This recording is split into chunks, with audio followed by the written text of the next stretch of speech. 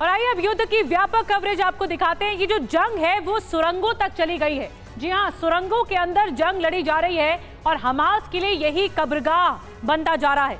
Israel की force ने Hamas के खात्मे के लिए बड़ा प्लान बनाया है। जी हाँ, इस ऑपरेशन के बीच इजराइल के लिए बड़ी चुनौती बंधकों की रिहाई की भी है। गाजा के बनाए गए सुरंगों में हमास के लड़ाकों के साथ बंधक बनाए गए लोग भी हैं। इजराइल हमास को खत्म करने के लिए जो प्लान बना चुका है वो आसान नहीं है। गाजा पर बम वर्षा तय है। इजराइल उन सुरंगों को हमास की कब्रगाह बनाने की उन्होंने कसम खाई। हमास ने कैसे इजराइल में कत्लेआम का प्लान बनाया था, इसका भी खुलासा इजराइल ने कर दिया है।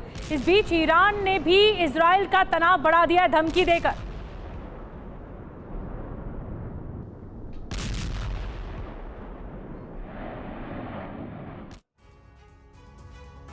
और अगली बड़ी खबर आपको बता दें, ईरान के विदेश मंत्री का बड़ा बयान सामने आ गया है। अगर इजराइल नहीं सुधरा तो इलाके का नक्शा बदल दिया जाएगा। कतर में ईरानी विदेश मंत्री की हमास लीडर से मुलाकात हुई थी।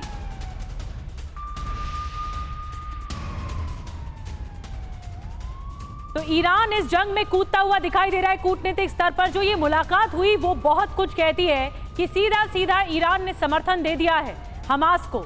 हमास लीडर से मुलाकात हुई है ईरानी विदेश मंत्री की, और इजराइल अपना फैसला बदले ये ईरान ने दो टूक कह दिया है। इजराइल नहीं सुधरा तो इलाके का नक्शा बदल दिया जाएगा, ये कहा जा रहा है ईरान की तरफ से।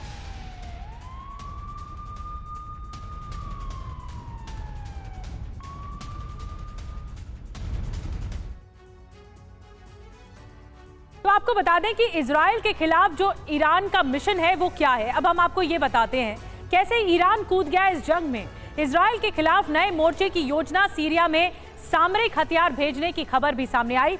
और आपको बता दें कि आर्थिक हथियारों से समर्थन का आरोप लगाया जा रहा है। संयुक्त राष्ट्र से इजराइल की शिकायत सामने आई है। इराक बॉर्डर की तरफ भेजे गए हैं ईरानी टैंक। तो यूनाइटेड नेशंस में इजराइल पहुंचा है तो ईरान भी यहां से कूद गया है। और आपको बता दें अगली बड़ी खबर, इजराइल युद्ध के बीच कतर से बहुत बड़ी खबर आ रही है। ईरानी विदेश मंत्री की हमास के लीडर से मुलाकात हुई कतर में। कतर के दोहा में कुछ ही देर पहले ये मुलाकात हुई है दोनों नेताओं के बीच में। हमास का लीडर हानिया से मिले हैं ईरानी विदेश मंत्री। अब ये मुलाकात हुई है तो सीधे सीधे तस्वीर सामने आ गई है कि ईरान समर्थन कर रहा है हमास का, और समर्थन इस कदर कर रहा है कि पब्लिक मंच पर, सार्वजनिक मंच पर ये मुलाकात हमास के लीडर के साथ हो रही है। दोहा में कुछ देर पहले ये मुलाकात हुई है ईरान और हमास के लीडर के बीच में। ईरान के विदेश मंत्री, हमास का लीडर हानिया, ये देखिए कैसे गले मिलते हुए दिखाई दे रहे हैं और ये बता रहे हैं कि ईरान किस कदर सपोर्ट कर रहा है।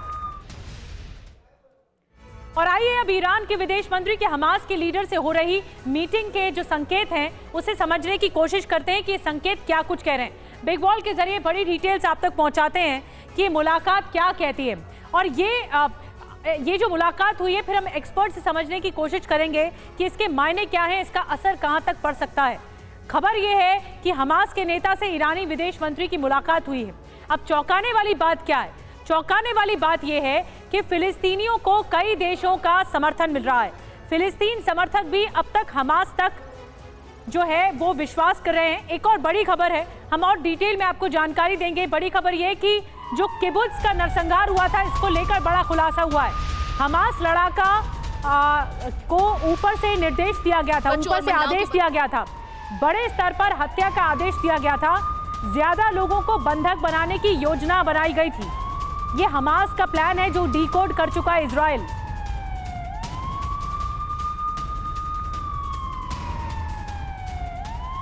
तो ये हमास की तरफ से जो आदेश दिया गया था, टॉप लीडरशिप जो हमास की है उसकी तरफ से आदेश दिया गया कि लोगों का कत्लेआम करो। आपको हम ग्राफिक्स के जरिए समझाएंगे कैसे किबुत्ज में हमास ने कत्लेआम की तैयारी की थी और उन्हें क्या निर्देश दिया गया था। कैसे ये कत्लेआम हुआ ये तो आपने देखा, कैसे बर्बरता बढ़ती गई हमास के लड़ाकों की तरफ से ये आपने देखा। लेकिन ये प्लान क्या था, क्या करना चाहता था हमास इस इलाके में, और क्यों यहाँ पर कत्लेआम मचाया गया, क्या जवाब देना चाहता था। हालांकि इजराइल ने भी बदला ले लिया है